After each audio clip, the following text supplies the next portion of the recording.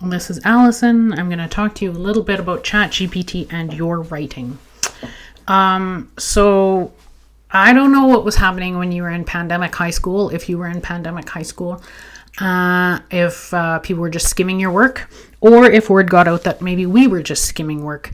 But the thing is, we do read your work, and we do check stuff and certain things. Yeah. Do we read every tiny little detail? Maybe not. But we get how you're writing, we get your vibe, we get your perspective, okay? And ultimately, we enjoy grading when we come across really good blogs, which we very often do. Now, we knew ChatGPT was coming for us, but we didn't realize it was going to have quite the stranglehold that it had this term. And a couple things. We are experienced online instructors and keep up with what's happening in the world. We are not going to catch every single incident of academic misconduct. We know that. We know people are hiring people to write stuff. We know. But the best blogs usually have some sort of perspective. They're interested, they're engaged, and ChatGPT is not interesting or engaged. It'll give you an overview of what is said about stuff, right? And you can get those details from your textbook. So so it's going to give you an overview, and it's going to use words that you maybe wouldn't use in everyday language. And when we read the same surf music started in California, and blah, blah, blah, blah, blah, when we read the same thing over and over again, I mean, we've got to flag it, right? I'm not saying you need to bend over backwards to be more interesting. And maybe we need to move away from facty blog topics, right? So we need to move into some more critical analysis, blah, blah, blah. Basically, I'm going to show you why ChatGPT is not great. Can you please tell me what Garofalo and Waxman say about punk and disco and rockin' out? Okay, so it's going to tell you that. So here's a good line. A book that examines the history and cultural significance of popular music in the United States. If you were telling me that, who are you telling that to?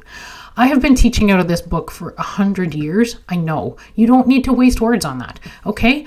And then if you have written on that topic, if each section starts with, despite their differences, blah, blah, blah, if each section starts with a cookie cutter summary, overall, Garofalo and Waxman argue that, okay, that's just, those two things are red flags, right? Because you don't need to tell me that it's a book that does things, and you don't need to summarize after every little thing unless you're really trying to lead into the next topic or whatever. But we're looking for human interaction with your blog. Okay, so what do they say? They tell you that they were rejecting mainstream rock, emphasized DIY, blah, blah, blah, reaction to commercialization, corporatization of rock music in the 70s. Sure.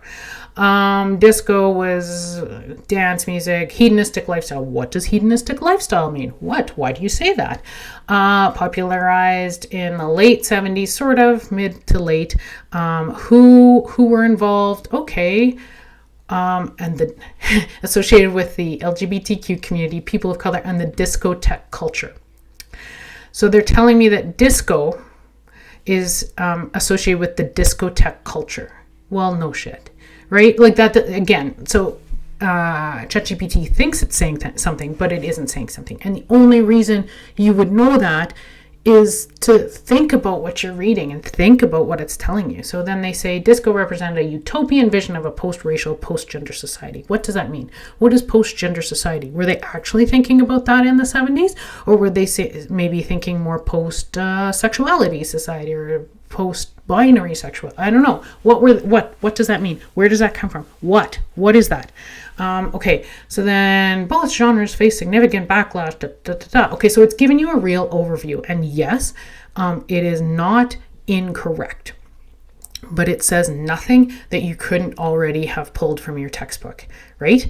In your own words, okay? And then moving on, I'm trying to get this to answer a certain question, okay? And this is a common blog question that we've used because I find this topic, and it's from your Module 8 learning materials, I find this topic interesting, right? And I find it interesting what people say about it. So what do they say about the social impact of punk and disco in the 70s? Well, They kind of repeat a bunch of the stuff that they said above. Agency, those who felt alienated. Who felt alienated? Who? Why? Punk's political activism and anti-establishment rhetoric. What's anti-establishment rhetoric?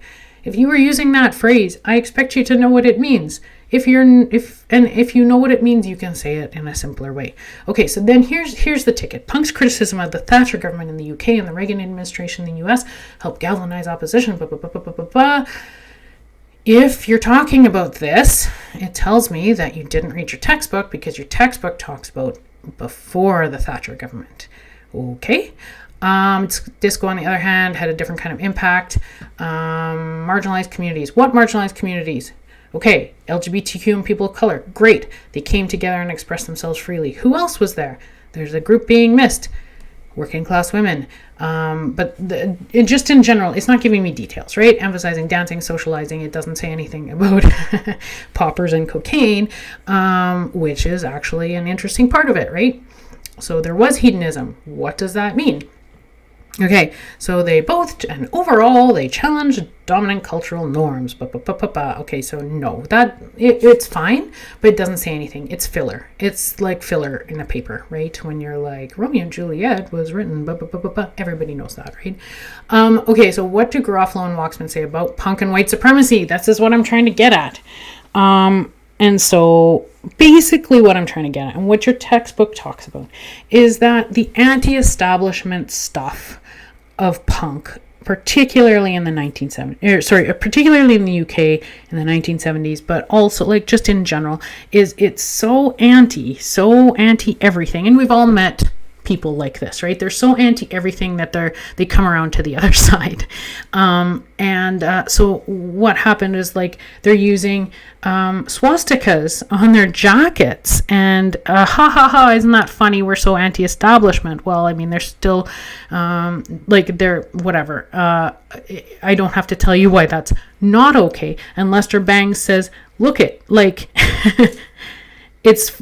Yeah, you can use that and say you're doing it ironically, but not everybody understands that irony, and so they're going to latch onto it. And so what was happening was it kind of opened a little window for young, disillusioned white men in the UK to latch on to white supremacy, and it fueled that a bit, right? And it's not to say that the guys in the Clash were white supremacists. It's saying that as part of the subculture, because of the way the subculture worked, individualism, anti-everything, right?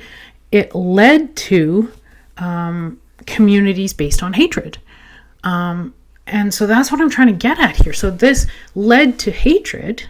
Not all, not everything, Punk music is still around. It's still doing stuff. It's still anti-authoritarianism, but it was like a warning sign that if you we're a hair's breadth away from flipping things, right? All it takes is like the wrong kind of people to take the wrong kind of message and run with it, and it becomes hatred filled, right? And that's not, again, it's not to say anything. It's not to say that all punk, right? But that's what I'm trying to get at, is that the white supremacist movement that grew up in punk in the 70s in the UK, why did that happen? Well, there were a whole bunch of social factors, and punk helped open a little window for them to say those things out loud and grow the movement, right? And there's always been white supremacy in the UK, like there's white supremacy here. But that's what I'm trying to get at here, right? So in disco, people were brought together, and in punk, people were sometimes pushed apart. And if you look at pictures of people in the subculture of any of these things, if you look at a picture from a disco in the 1970s, look at who's there, right? If you see a mixture of people, that suggests that it's bringing a mixture of people together, right? If you look at a picture of a punk subculture scene in the 1970s in the UK, and you see all white men wearing swastikas, it doesn't take a genius to make the connections, right? And I'm not, again, not all, but this is what I'm meaning. Garofalo and Waxman dig into it in a different way, right? And ChatGPT can't do that. So unless you understand the topic, unless you know what you're looking for, ChatGPT is not going to work for you. And if you do know what you're talking about and you do know what you're working for, or you're looking for, you're probably not using ChatGPT. So it kind of goes round and around. And I'm not saying I'm anti-AI, because I'm for sure not. I think it's going to be used for stuff in the future and it's going to be great. And there's going to be challenges. But basically, if you're doing anything without thinking about it, you're not going to do well in an academic class. Does that make sense? I think I've kept this one at least normally short. Please let me know if you have questions. Please let me know if I said anything stupid in my rambles. And actually, no, keep it to yourself. No, you can tell me. Basically, get in touch if you're not sure, okay? And show me that you have a brain, and you will do fine on your blog. Thank you. Goodbye.